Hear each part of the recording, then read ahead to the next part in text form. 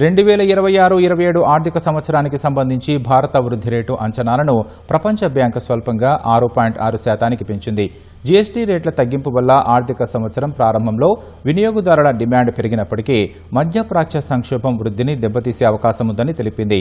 2026-27లో భారత వృద్ధి రేటు 6.9%గా ఉండొచ్చని ఆర్బీఐ అంచనా వేసింది.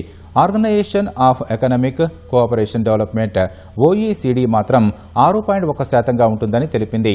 ప్రముఖ రేటింగ్ సంస్థ మూడీస్ 6% వృద్ధిని భారత్ నమోదు చేసే అవకాశం ఉందని పేర్కొంది. బలమైన దేశీయ డిమాండ్ ఎగుమతుల కారణంగా భారత వృద్ధి రేటు 2024-25లో 7.1%, 2025-26లో 7.6%కి పెరిగినట్లు ప్రపంచ బ్యాంకు తెలిపింది. దక్షిణాసియా ఆర్థిక నవీకరణ పేరుతో బుధవారం నివేదికను విడుదల చేసిన ప్రపంచ బ్యాంకు ఈ మేరకు వెల్లడించింది.